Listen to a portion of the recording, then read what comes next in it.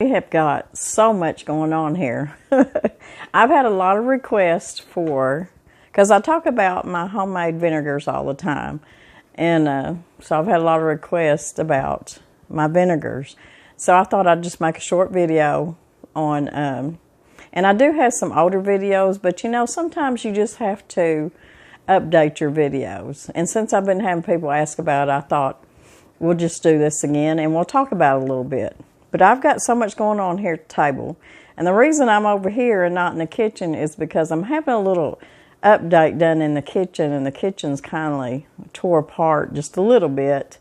It's not a big overhaul or nothing. It's just some more cabinets and stuff being built, and I'm really getting excited about that. But my vinegars. I use a lot of vinegars making my homemade vinaigrettes. I like to make vinegar reduction to put over pork and chicken and stuff like that. Your fruit vinegars and even your herbal infused vinegars are really good. Just a little bit poured over vegetables or salad greens and stuff like that. So I'm just going to show you a little bit of how I make my vinegars. And I want to show you one. This is one of my oldest vinegars. And when I tell you what it is, you're going to say that's not the right color. But this is strawberry vinegar. And I've had this a couple of years. The reason it's not red and strawberry looking anymore is because it is pure D vinegar now. I keep my vinegars out in my pantry because I have so many. I can't just put them all in my refrigerator. But once you make your vinegars and they're done and it's vinegar, you've went through that process, you can strain them and store them in your refrigerator, and they'll stay sweeter that way. If you do like I do and just keep them out in in a dark place in your pantry with a good lid on it. And remember, when you're making vinegars or you've got infused vinegars, you don't want to put just a metal lid on top of there without maybe putting plastic on it first or using one of these plastic lids. I don't buy a bunch of these plastic lids because, well, I'm just too cheap. So I'd rather use what lids I've got and just put plastic wrap underneath them. And what that does, it just keeps the lids from rusting. But anyways, this is my strawberry vinegar. And I make a lot of vinaigrettes out of this. And here in a minute, I'm going to get closer to you because I want to show y'all the mother. Down here on the bottom, you're going to look at it. If you've never made homemade vinegar before, you're going to think, what is that in the bottom of my vinegar jar or jug? And what that is that's the mother of your vinegar. And that's just strands of proteins and enzymes and the good bacteria that's so good for gut health. And I've got a bottle of bought vinegar here. And I'll show you that too. It has the same thing. It's got the mother down there. This mother doesn't look as good as the homemade one. But if ever I run out, of course I always keep extra anyways. But this is organic, Simply Nature apple cider vinegar. And it has a small mother, not much of one down there. And I've got some, this is leftover apple cider vinegar. I just put it in this was sparkling water, and it's a dark color glass. That's what I like to use. I don't always have them, but it's got a pretty thick mother down there on the bottom of this, so it's doing really good. Now here recently I was peeling some apples. Don't never throw your apple peelings away. If you got some kind of a jar, just like this is just a regular quart jar, put your peelings in there. Make sure you wash your apples, of course. Put your peelings, your cores in there, and fill it up with water. Now, for the top, you want to make sure that your fruit stays immersed underneath that water. Because what will happen is that fruit that comes up out of that water and not getting fermented, it's liable to mold and get kind of gross looking. So if you got one of them little them little glass things that you put down for like holding your sauerkraut and stuff down that might fit. And you can even put just like maybe a little a little bitty glass that doesn't have a handle on it. You can put that down on top of it. What I do is I take them little bitty Ziploc bags, put a little bit of water in it, and then I kind of put it down on top to where it's holding that fruit down underneath that water, just like I do my sauerkraut. And this one is about 2 weeks old, and down here on the bottom, it's pretty cloudy. When I see it's cloudy like that, it's not done to me. So I know that I'm just going to put my little Miss Tammy from Little Jordan Farm made these for me. And it's just material. And she's made them for my jars. And but you can use anything. Just take some kind of a light material that's breathable and put it on top of your jar. Put a rubber band about it, or just tie it, or whatever you want to do. And this has been up in my pantry, and it's doing good. There's no mold on top. If you look at it and there's mold and it's just stinking and looking bad, throw it out. But if you look on top and there's just some little white bubbly looking scum, that vinegar's okay. It's still fermenting. So you can just get that scum off and cover it back up and put it back up there. And the way I tell when I know that my vinegar is where I want it is when it turns from this cloudy look and it gets clear again. Then it's where I want it. And I'll strain it, and I'll clean my jar, put it back in my jar or a different container, put a plastic lid on it, or put some wrap over it, and then put your metal lid on it if you're going to use that. And either store it in your refrigerator or in your pantry. There's nothing hard about it at all. Now, I like to say like this. This was extra virgin olive oil, and you can see how dark that bottle is. And that's kind of what I like to use for my vinegars. So I saved this one, cleaned it good and saved it, just like the sparkling water bottle. But I've got all kinds of vinegars here. I need to kind of regroup here and get myself together. Sometimes y'all hear me talk about making my own vinegar and also infused vinegar. Infused vinegar doesn't take 5 minutes to make. And to me, it's just a wonderful thing to have in your pantry because you can use it for so many things. You can infuse it with anything that you want, with any kind of fruit or herbs, and it's just delicious. I'm going to show you, for instance. This is infused vinegar, which means I used white wine vinegar. You already got your vinegar. You're not making homemade vinegar, you're making infused vinegar. You can use just regular distilled white vinegar. And it does work. But it's going to overpower your herb, is what I'm trying to say. The regular white vinegar is just going to overpower it. That's what you're going to taste before you taste the herb. When I want to make infused vinegars, I want to taste the herb and then the vinegar. So your best bet is to use white wine vinegar because it's just milder. Or you can use red wine vinegar, rice wine vinegar. So this has got rosemary, and it just has the stems, and it's just got a few rosemary leaves in there.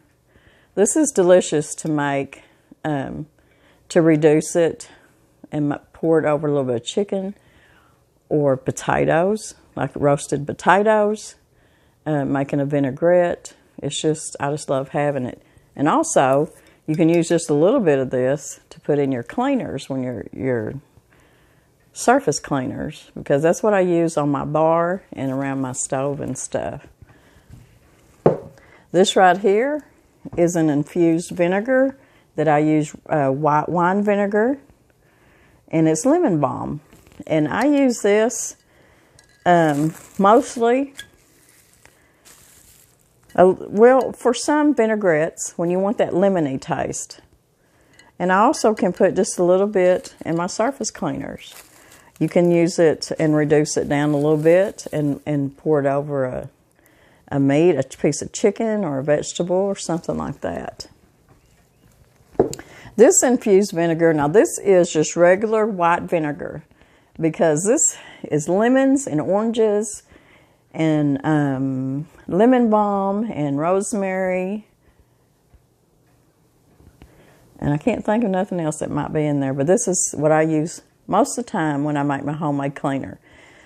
I don't always make a big bottle of it up. I use it as I go, and I put me a couple of tablespoons in my spray bottle, fill it halfway with water, and this is what I use to clean my surfaces with. So I've always got this in the pantry. When it starts getting low, I just add, when I take 2 tablespoons out, I put 2 tablespoons of vinegar back in there. That's why I've always got it. This one right here is pineapple, and this is homemade vinegar.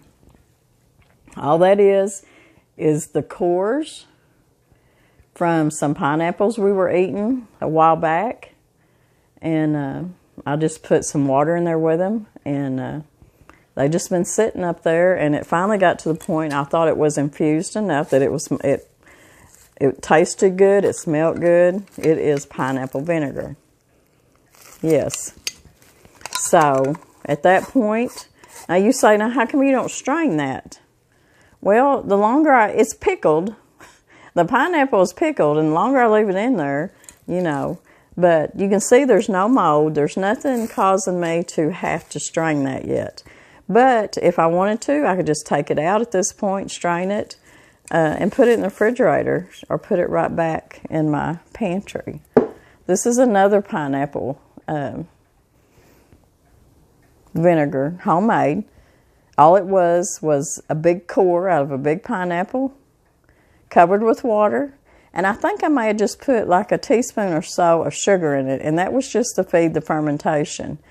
I use this all the time to make my vinaigrettes with. It is one of my favorites. Let's see. This one is raspberry, I believe. Yes, this is my raspberry vinegar. I had a bunch of raspberries, fresh raspberries, last summer, and it was just, I washed them good, put them in my jar, covered them with water, put a weight on it to keep the raspberries down in the water, put my cloth over it with a rubber band, and put it up in my pantry. And about 4 weeks later, I strained it off. Now, if I'd have put this straight into the refrigerator, it would be sweeter. But like I said, I could just keep it in my pantry. And but this makes wonderful vinaigrette too, especially if you're making some kind of a salad that has strawberries or blueberries or something like that in it. And this is my blueberry vinegar. And I'm going to be showing you how I'm going to add to this to make, because you can see it's getting pretty low, and I want to make more. So I'm just going to add to this one. But right now what we're going to do, and you can use any size jar you want to. This is a pickle jar that was emptied. And I'm just going to take, in fact, I think I'll get y'all down closer so you can see more of what I'm doing.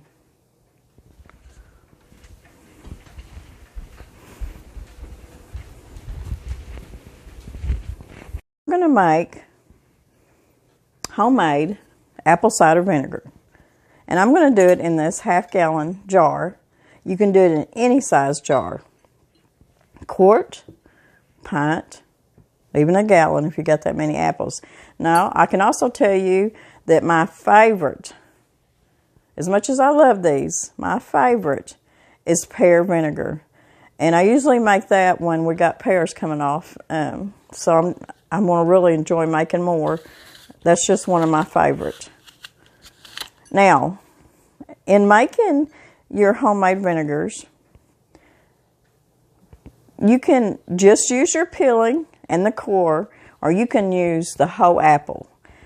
And usually what I'm doing when I make mine is I just use the peeling because that's usually when I'm cutting up apples to make a pie or for any reason that I'm cutting up a bunch of apples. But this time, I'm using the whole apple. Everything. Seeds, core, it don't matter. Skin, the whole apple. And if I had some fresh lemons, it's not a necessity, you don't have to do it. I would even cut up a few lemons to put in here. Now, if you don't have enough fruit to absolutely fill your jar to the lip and full to the rim, it's still going to work. You just need to make sure that your fruit stays immersed. Now, you're going to know that after a few weeks, a week, week and a half, your vinegar is going to look cloudy, and that's fine. That's the way it needs to look because it's going through that process of fermenting. But if you check and look at it, and there's any kind of black mold, and it smells awful, do get rid of it and start over. And let me tell you, I've had to do it before. The temperature good for making vinegars is usually between 55 and 75 to 77 degrees. I've tried to make vinegar sometimes in the summertime, and I think my pantry may have been too hot, or it may have been too cold. When it's too cold, your fermentation just does not do well. And I got some mold on top. So I think that 3-pound bag of apples just filled my half-gallon jar. Just like that. Now you can put your little bit of sugar in here to help feed your fermentation, especially if you want to make a shrub, which is a drink. And that's something else I want to talk about. You can take a couple of tablespoons and 8 ounces of seltzer water, or just water, and maybe a little bit of honey, and make you a shrub and drink that. And you talk about good for your gut health. It is really good. You want to make sure when you're making your homemade vinegars that you're using, I'm using my well water. You don't want to use city water because it's got stuff in it. Or use filtered water, one or the other. So, I don't know, I'm hoping I got enough money. Thinking about money. I hope I got enough water here at the table with me to cover this. Yeah, I think I do. So that's just going to cover that. Now, the one thing I don't have is something to weigh that down. And what I'm going to do is just take me a little, probably one of my little snack bags, put water in it, and then I'm going to put it down in here to hold them apples down. And then I'm going to put my cotton material over this and put a rubber band over it. And it's going to sit up there in my pantry. And it's going to sit anywhere from 4 to 6 weeks. It just depends on how fast the fermentation goes.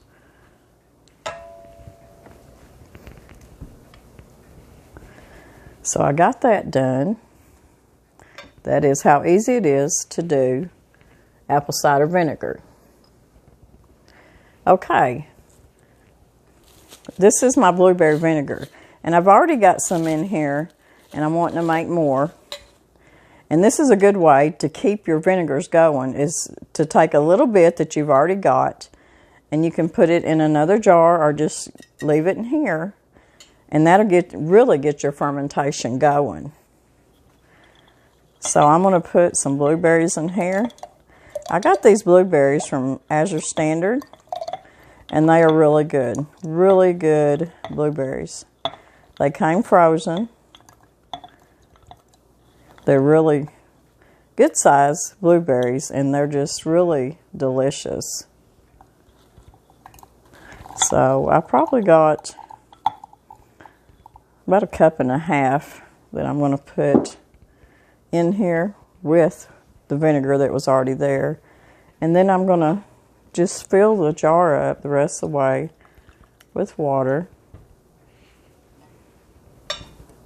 And then I'll cover it the same way. Now, with it being blueberries, it looks like they're going to stay underneath the liquid pretty good.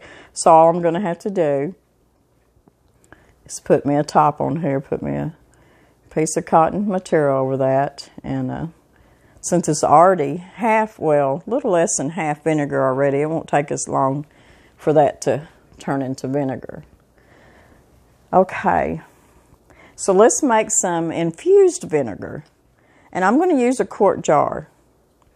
And in this quart jar, let me move some of this. I told you I had a lot going on here. So in this quart jar, I went out to the herb garden, and I wanted to make some basil and thyme infused vinegar to use with roasted potatoes, chicken, and vinaigrettes.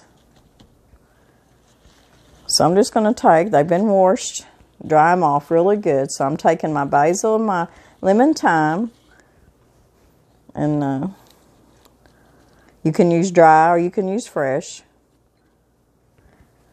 when you're doing infused.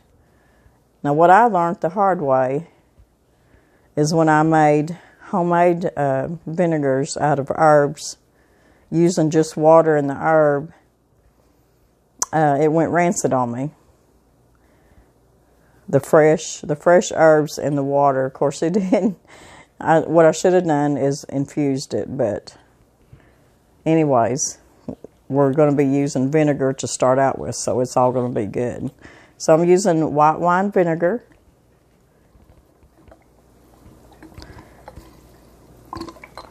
And we're going to cover these herbs up. I should have got maybe another handful of herbs, and I probably will go back out and get some more. And I almost don't have enough vinegar, so I think that's all I'm going to do for now. Now, what you want to do too, before you do your infused vinegars with herbs, take your herb and bruise them real good. I done that while I was drying my herbs off. You know, just kind of rub them together and just press them and really bruise them up good. I could have done this in my pint jar, but I wasn't thinking. I need a bigger thing of white wine vinegar for sure, and then fill this up with more herbs, and I'll do that later. But anyways, that's as easy as it is to make infused vinegars. But always make sure that your herbs are covered completely, even with your already, using vinegar. So that's the difference between homemade vinegar and infused vinegar. Your infused vinegars, you're already using vinegar. It's already there. And you're just infusing the vinegar with either fruit or herbs. Your homemade vinegars are your fruit and water that you're going to let ferment for several weeks, and it's going to make vinegar. So now what we're going to do, we're going to make a little bit of vinaigrette, and I'll show you how I use my vinegars, and this is one way that I use them. I'm going to put about 1/2 cup of olive oil, and I'm going to pick me a vinegar. I'm going to do raspberry. Shake it up just a little bit. Get all that, the mother kind of stirred up. And I'm going to put about 1/4 cup of vinegar.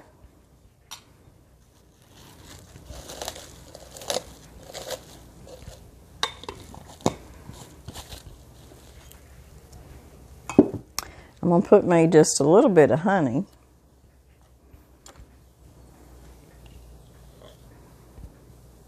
Honey's optional, but if you don't put some kind of a little bit of sweetener in it, it's going to be kind of tart. You can put raw sugar. You can put, if you use some kind of sugar supplement. I just think the honey's really good in it. I'm going to put a little bit of pepper. And I've got a good teaspoon of minced garlic right here. It's going in. And then I'm pretty much about out of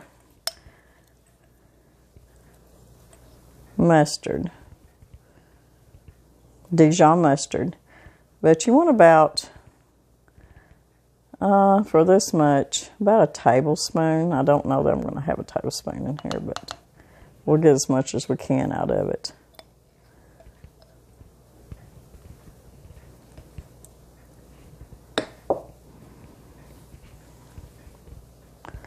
I'm not going to put any salt in here, but I think I am going to put a little bit of thyme. So we got pepper, thyme, garlic. Not too much thyme.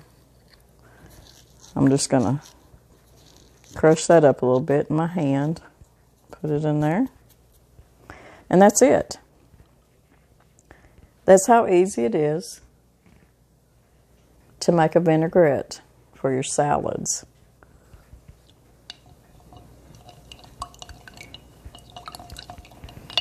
Now I forgot to bring my lid, so I'm just going to stir it up good.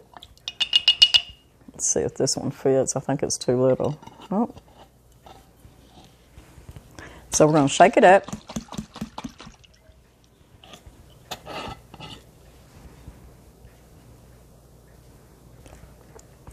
We're going to taste it, and it's wonderful, of course. So that's your homemade vinaigrette, and it's that easy. And I'll put the recipe down below in the... So some of you that didn't really understand the process of homemade vinegars, I hope that this helped y'all out just a little bit at least. It's just a very simple process. I think people just get so intimidated by stuff like this, but just know that we've all messed up. I've had vinegars get moldy. I just throw them out. I don't know if y'all can hear that, but we've got a pair of wild geese out on the pond. They're flying off now. Mr. Brown's not here to see it. I wish he was. But I think it's a pair of wild geese that are wanting to settle down and mate and wanting to lay, but they've been out on the new pond. So anyways, that was fun. But so the adventure of making vinegar, it's a very easy process. And the more that you've got out in your pantry, all these different vinegars, and y'all have heard me say this before, the more yeasty beasties you got out in your kitchen, and I mean it's everywhere in the air, and it helps the fermentation of your other vinegars. So don't be intimidated by it. If it don't work, throw it out and try again. But like I said, it needs to be between 55 and about 75, 77 degrees for things to ferment very well. So the difference between infused vinegars is you're already taking vinegar, already made vinegar, and infusing it with fruit or herbs. If you're making homemade vinegar, you're taking distilled water or your well water, and you're taking your fruit and fermenting it for several weeks, and that's how you're making homemade vinegar. So if you have any questions, feel free to ask me. I'm still really busy. Of course, everything that's going on right now, and I want to touch base with the cookbooks. I mailed off the last of my cookbooks at the beginning of this week, and that was all that I had. But I've got a bunch more in print right now. They're trying to get them printed right now, and it could take a couple of weeks before they could get them shipped to me. So if you've already sent me a payment, but you haven't gotten your cookbook, probably by the beginning of next week, that means you're on the second order. and you will be getting them. I really don't want to take any more payments at this time right now. I want to wait. I want to get all these mailed out when I get my second order. And then from that point, we'll go from there, because I think I'm going to have to take a different avenue with my cookbooks as I keep going with them. I'm going to have to get some help. I'm not sure how I'm going to do it, if I'm going to do it through Amazon or different companies, not sure.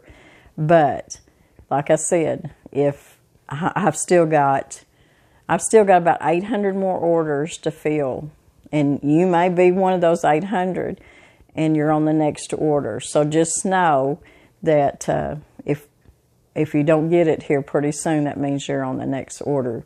And I want to tell y'all how much I appreciate it. It just really humbles me and makes me happy, and it makes me want to venture more into it, get more set up on it, and I really do want to do a canning and a bread baking, and just, I want them to be small, I want them to be easy for people to follow and not intimidating. So that's what I want to continue with. So just bear with me. I will get your cookbooks to you. But like I said, I really don't want to take any more payments right now now when I announce it and say, woo, I'm ready, come on, then it'll all be good. But like I said, I may be set up a different way by then. But if you sent me a payment and it's here and it's waiting for the books to come in, and as soon as they do, we're going to be like Duck Dynasty, and we're going to set up a family, I don't know what, all of us, and we're going to sit down, we're going to fill these orders. And then from that point, I'm going to find an easier way to try to distribute my cookbooks. I just tried to make it as personal as I could, but I really enjoyed it. And I just want to tell y'all thank you, because if it wasn't for y'all, I wouldn't be doing none of this. So from the bottom of mine and Mr. Brown's heart, we love you guys. I hope this vinegar update, or whatever you want to call it, I hope it helps a little bit. And we'll be back in a couple of days. Mr. Brown's wanting to go fishing tomorrow. He may bring you a little bit of river video. So y'all take care this weekend. Have a wonderful weekend. Be safe and be blessed. And we love y'all.